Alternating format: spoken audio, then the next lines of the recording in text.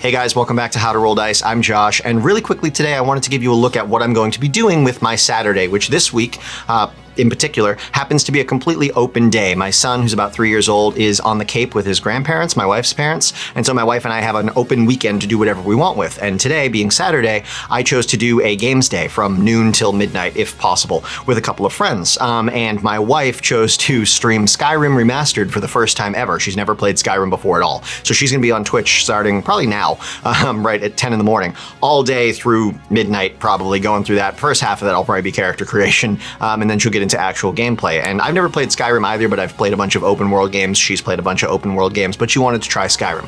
So she's going to be doing that. We're going to be doing this.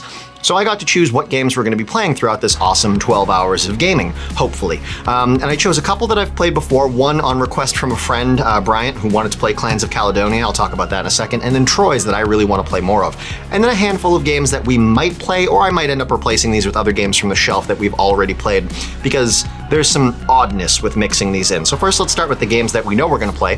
Clans of Caledonia, that Bryant wanted to play, Bobaflex, specifically requested this, which I was surprised by because this is a crunchy German-style board game that has a lot to do with resource management and economic transitions from one resource into another and territory control in order to produce various resources.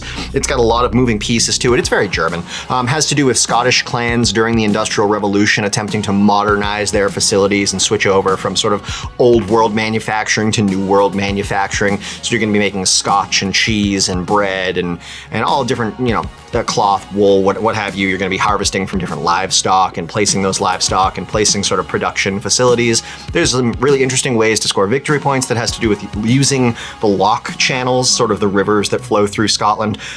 It's an interesting game. It's a lot of fun. I've played it a handful of times. Bryant, I believe, has only played it once, but I guess he really liked it because he wanted to play it again. And I like it, so it's in the mix. So beyond that, we have Troy's.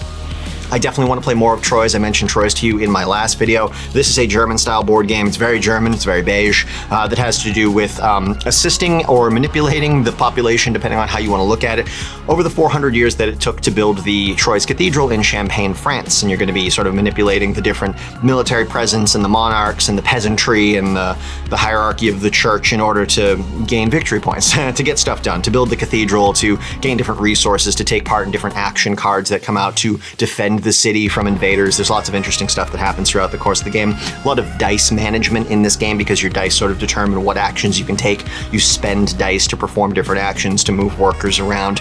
It's a lot of fun. It's a game I really like. I've only gotten to play it once, and I'm excited to play it more.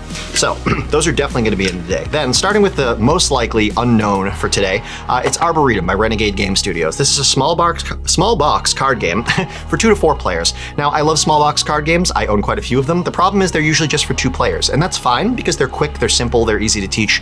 But this is for 2 to 4 players, though it fits into all of those other categories. So I'm excited to give this one a try and learn if it's a good fit for filling in gaps on game nights where you have 20, 30 minutes to spare and you don't just want to sit around and talk about nothing. You could play a game like Arboretum, hopefully. Hopefully it's good. I thought that was a trick-taking card game. Also, I mentioned that in a previous video, but somebody said, no, it's actually not a trick-taking card game. It's just a card game. But it's about harvesting and maintaining and sort of taking care of trees. So, interesting. Then we have these 2 games here. I'm going to slide these both into frame because they're sort of relative to each other. They're related to each other. These are both created by Alexander Pfister. This is Great Western Trail 2nd Edition in Maracaibo. I have played Great Western Trail 2nd Edition. I never got to play Great Western Trails 1st Edition, but many of my friends who did and now have played this have told me that there are very minor differences between the 2 games. They're essentially the same game. This one's got a nice new paint, a coat of paint on it. However, I've played this 3 or 4 times, maybe 5 times, and I really don't like it. It's okay. I don't really enjoy it. I don't feel like the theme comes through. I feel like the game gets tedious very quickly. I never really feel like I know what I'm doing. I understand the rules, but I can't really find a plan or a strategy in the game. It's just, to me, it's complex and boring, which is not a good board game. And this is one that I was very excited to buy when I finally got a copy of 2nd Edition. I was super excited because I had been looking for a copy of Great Western Trails. My mouth is still waking up today.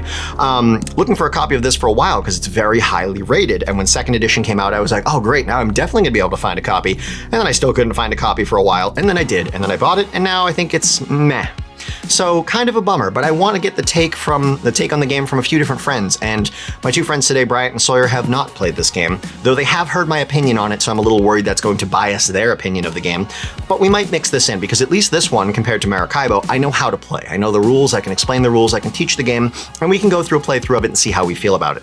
Now, on the other hand, it's a game I think I don't like, so do I really want to waste time during a game day teaching my friends a game that I don't like and that I think they probably won't like? But still, it's good to have more people experience a game to give you their opinion on it. Maybe they'll like it. And then over here we have Maracaibo. Maracaibo, also by Alexander Pfister, also very highly rated, though not as highly rated as Great Western Trail, is another game that I've wanted to pick up for a while. And it appears to be a crunchy German-style board game, but with a completely different theme, a theme that seems far more enrolled or far more involved with the actual gameplay and the mechanics of the game. So I'm interested to give this one a try. However, I would never recommend, and I don't recommend to myself, I would never recommend to you, to teach a game that you just learned that day during the course of a game day. Like, don't pause a game day to learn a game, read through an hour or 2 hours of rules and to understand a game, to then teach a game. It's probably not going to go that well. It's going to go clunky. You're going to mess some rules up. That's not a good way to spend what little game time you have in your life if you're like a parent with a lot of responsibilities and stuff to do like me. You don't want to waste the time you have with your friends at the table reading the rules of a game. Generally, you want to be playing the game. You read the rules at night when you're going to bed, when you're sitting around screwing around on your computer, when you have nothing better to do. That's when you read the rules and understand the game and take all the pieces out and look at them and make sure you get how things are going to work. Maybe even set it up and play a couple hands by yourself just to see how the flow of things go. Then you teach your friends when they actually show up to play the game. You sit down and you play. You don't want to be reading through the rules during your possible playtime. That's a waste of a game day or a games evening, game night, whatever you want to call it. So Great Western Trail and Maracaibo are maybes. This one would require, my mouth really needs to wake up. This would require me to learn the game today while everybody is sitting around. That's always a bad idea. And then Great Western Trails is a game that I don't think anybody's really going to like, but I really want to know if they like it. I don't want to just assume. So that's another maybe as well. Troyes is definite. Clans of Caledonia is definite. I think Arboretum is a definite. If we don't end up going with Maracaibo and Great Western Trail, we got tons of the stuff on the shelf behind me. Some new, most old, and when I say old, I just mean we've played it before, that we could fit into the day. So that's what I have planned for today. That's what I'm going to be doing. I hope you guys are having a good weekend, and I will see you hopefully tomorrow, possibly even with a full review of Parks if I post late enough into the day. But other than that, I hope you're doing well, and yeah, have a good one.